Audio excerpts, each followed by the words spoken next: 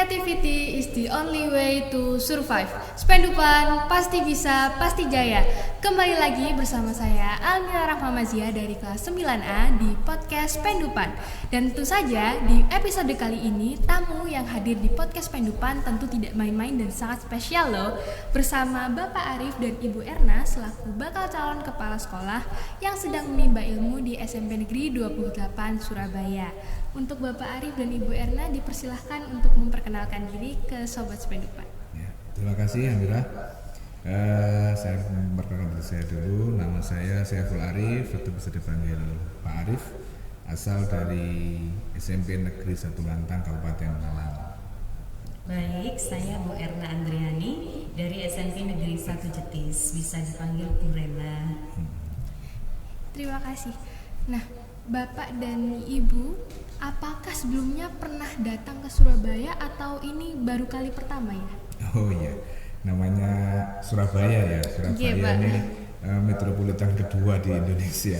Ya tentunya ke Surabaya sudah sering juga ya. Dari waktu muda juga sering Surabaya. Cuma memang kalau sampai ke daerah yang sini itu memang ya baru kali ini. Baru kita waktu pada acara program BJKS ini baru tahu ada SMP Negeri 28 Surabaya, dan memang sangat memuaskan kami setelah sampai di sini. Begitu.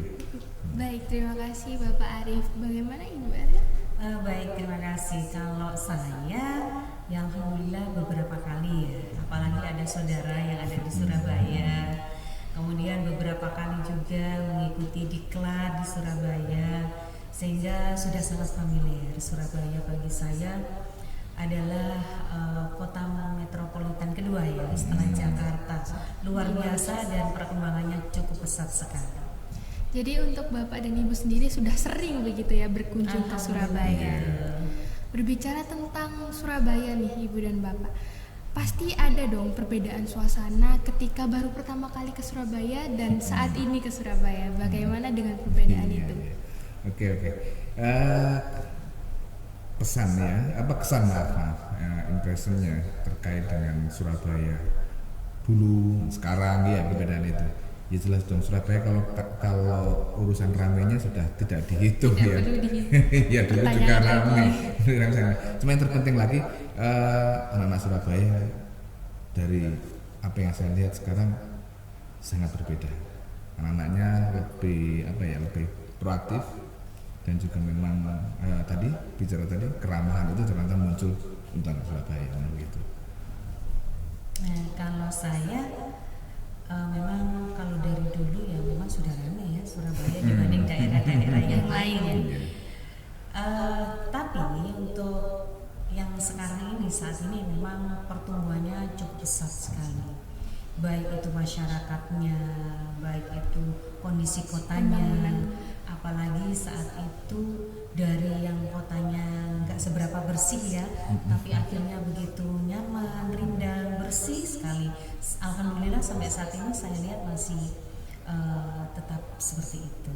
Tetap terjaga kebersihan. Iya, mudah-mudahan demikian seterusnya. Amin.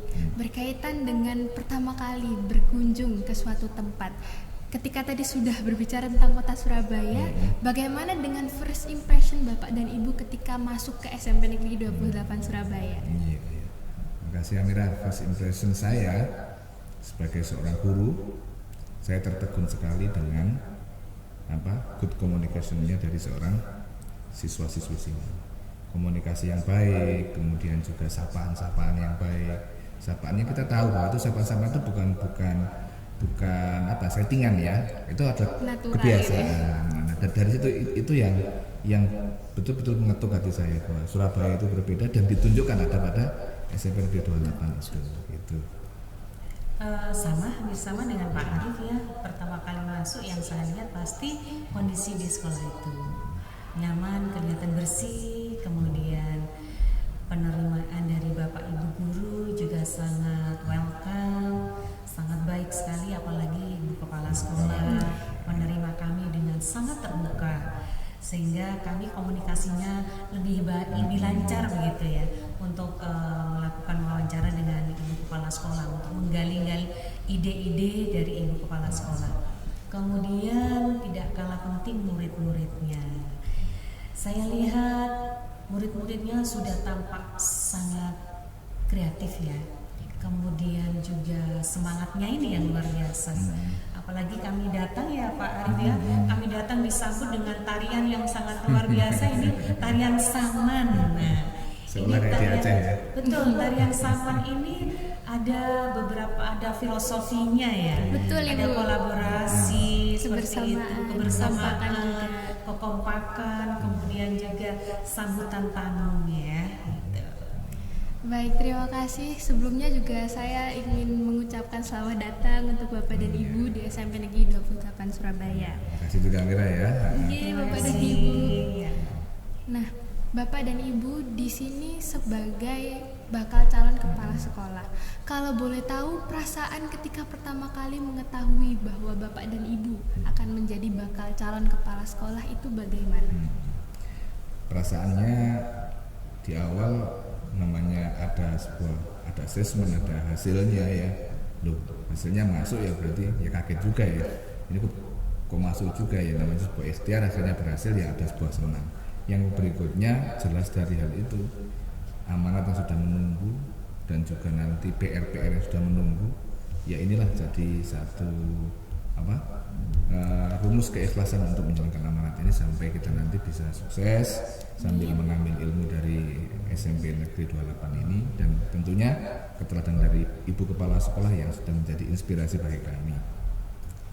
Iya, menurut saya dan ini adalah amanah yang luar biasa ya. Dari perjalanan yang begitu panjang sehingga diberikan kepercayaan untuk ya saya anggap ini untuk meningkatkan kompetensi, dan ini adalah sebuah proses belajar ya. Proses belajar untuk meningkatkan diri, bagaimana bisa berbuat lebih baik, bagaimana bisa berkolaborasi, bagaimana bisa merangkul semua rekan sejawat maupun murid-murid, bagaimana mengajak mereka tetap untuk bisa meningkatkan kompetensinya masing-masing. Jadi itu suatu pembelajaran yang sangat berkesan sekali bagi saya, dan ini adalah sebuah amanah yang harus saya laksanakan dengan sebaik-baiknya. Baik Ibu, kalau semisal berbicara tentang perjalanan, sebelum Bapak dan Ibu menjadi bakal calon kepala sekolah, sebelumnya pernah berkarir atau bertugas di mana gitu?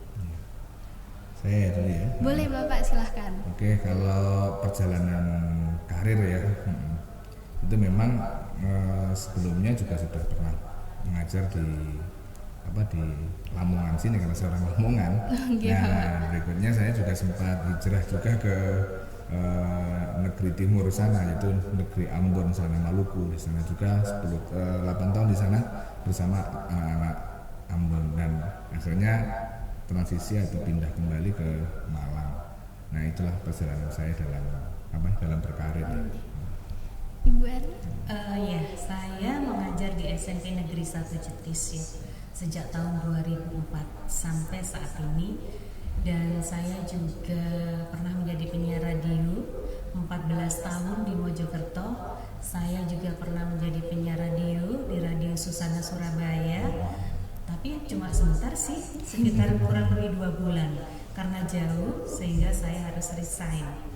Kemudian saya juga pernah menjadi tutor ya, lembaga bimbingan belajar di Mojokerto, dan juga menjadi fasilitator guru penggerak, pendidikan guru penggerak di angkatan 9 dan angkatan 11. Menjadi asesor juga di program Wardah Inspiring Teacher. Oh, baik begitu nggih Bu. Berbicara tentang pengalaman sebelum menjadi bakal calon kepala sekolah, saya ingin menanyakan 1-2 hal kepada Bapak Arif dan juga Ibu Erna. Pertanyaan ini saya tujukan untuk Bapak Arif lebih dahulu ya Bu. Ketika Bapak mengajar di Ambon, di mana di luar Pulau Jawa ya Pak, adakah kebiasaan, budaya, atau mungkin yang dilakukan anak-anak yang ada di sana, tetapi tidak ditemukan di Pulau Jawa begitu. Ya, terima kasih, Mira.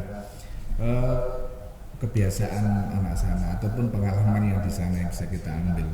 Anak-anak sana itu kan lebih dekat dengan alamnya dan memang banyak potensi alam yang sehingga membuat mereka itu ya dikatakan kalau manja itu iya ya, karena memang lautnya juga bersahabat bagus, dengan bersahabat alam dengan alam.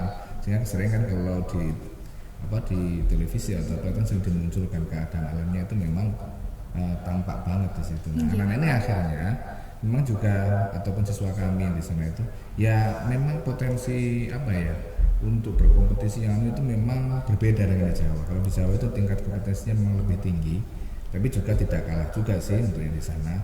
Nah, cuman secara mayoritas mereka butuh harus dipompa lebih banyak dan naturalisasinya itu yang nanti akan membuat mereka juga akan bisa maju, tapi ya butuh support gitu loh. Gitu. Baik, terima kasih Bapak Arif. Untuk Ibu Erna, sebelumnya kan Ibu berkarir sebagai seorang penyiar radio begitu ya Ibu. Lalu sekarang Ibu menjadi seorang guru. Tentu kebiasaan dan juga aktivitas yang dilakukan juga berbeda sekali. Kira-kira ketika pertama kali transformasi dari penyiar radio menjadi seorang guru, adakah saat-saat ketika Ibu merasa sangat sulit untuk mengatasi perbedaan tersebut? Betul sekali. Jadi dari menjadi penyiar radio ya, yang memang sebuah passion saya di dunia entertain, kita senang-senang bisa berkomunikasi dengan audiens tanpa ada orangnya. Kemudian saya harus mengajar menjadi guru yang harus berkomunikasi dengan anak orang secara langsung. Secara langsung. Saya mendidik banyak anak, itu anak orang, mau dikemanakan gitu. Saya pertama jujur, setiap pulang sekolah, perjalanan pulang sekolah itu saya nangis benar saya, tiap pulang itu. Aduh, begitu beratnya ya, begitu beratnya. Tapi di sisi lain, apa yang harus aku lakukan? Aku harus mengembangkan diri aku. Saya harus belajar bagaimana saya mengikuti webinar, saya mengikuti workshop, saya mengikuti pelatihan, atau saya membaca sendiri. Bagaimana ini mendidik anak ini, bagaimana ilmunya, bagaimana. Akhirnya yang saya dapatkan itu kompetensi pedagogiknya, bagaimana cara mengajarnya anak, didik, bagaimana membuat karakter mereka itu dari yang kurang baik menjadi lebih baik. Kemudian kompetensi sosialnya, bagaimana saya berkolaborasi dengan anak-anak, dengan bapak ibu guru, juga mempelajari kompetensi kepribadian, bagaimana saya harus bisa mengendalikan emosi jika menghadapi anak-anak yang bertingkah misalnya seperti itu. Yang kreatif itu ya. Iya. Baik, terima kasih. Berbicara dan berdasarkan cerita serta pengalaman yang telah disampaikan nih Ibu dan Bapak, adakah motivasi atau prinsip yang membuat Bapak dan Ibu tetap kuat dan bertahan hingga saat ini? Oke, saya. Boleh ya, Bapak. Jadi saya singkat sekali, menatap masa depan dan masa lalu adalah evaluasi agar masa depan kita bisa berjalan dengan baik. Mungkin itu singkatnya seperti itu. Ibu Erna? Kalau saya 2 kata, ikhlas dan bahagia. Iya.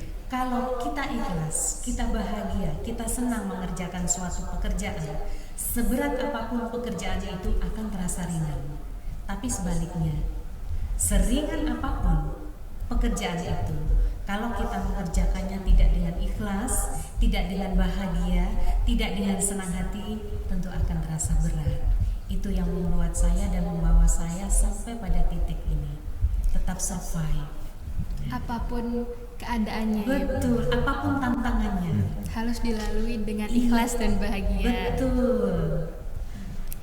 Baik, berbicara tentang menjadi seorang pengajar ataupun guru pasti akan berikatan erat dengan yang namanya pendidikan, gitu Bapak dan Ibu.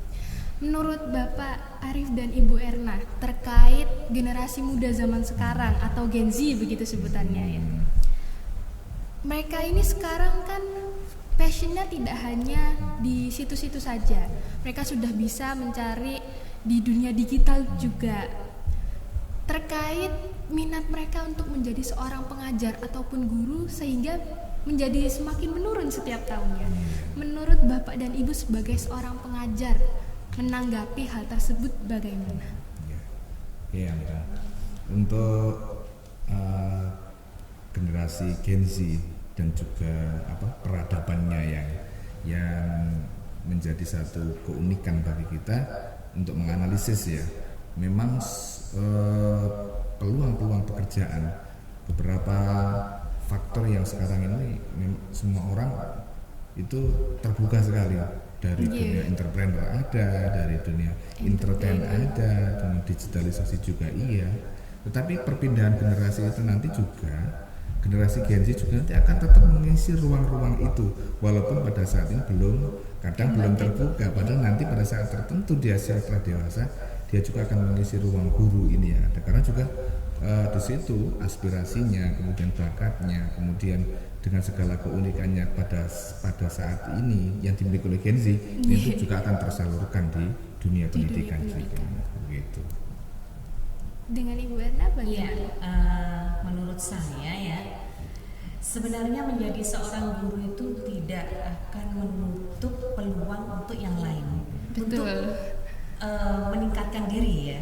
Jadi Gen Z ini kalau memang sukanya digital atau juga konten kreator bisa saja dilakukan, ya kan?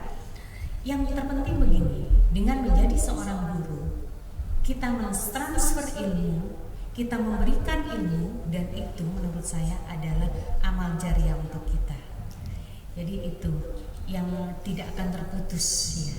Jadi apa yang kita berikan selama itu masih tetap digunakan, itu menjadi amal jariah kita. Itu menurut saya. Baik, terima kasih untuk Ibu Erna dan Bapak Arif. Ini mungkin akan menjadi pertanyaan ketika Bapak dan Ibu selama berada di SMP Negeri 28 Surabaya. Tentunya di sekolah kami dan di sekolah Bapak Ibu sebelumnya memiliki program ataupun kebiasaan yang berbeda. Saya ingin bertanya terkait program apa sih yang ada di SMP Negeri 28 Surabaya yang sangat menginspirasi dan membekas di benak Bapak dan Ibu.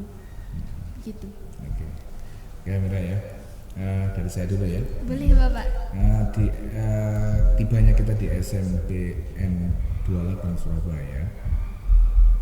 Satu, kegiatan non akademiknya yang dijadikan sebagai prioritas sebenarnya, lebih banyak dari situ prioritas, dan disini hasilnya bakat minat itu sangat tersalurkan sekali, sampai adanya broadcast, sampai adanya juga dengan tari remo dan juga tari saman. Ini menunjukkan di sini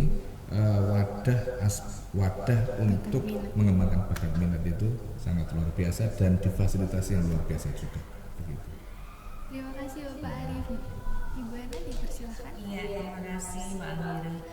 Menurut saya keunggulan yang ada di SMP Negeri 28 ya, yang saya lihat pertama adalah sekolah ramah anak.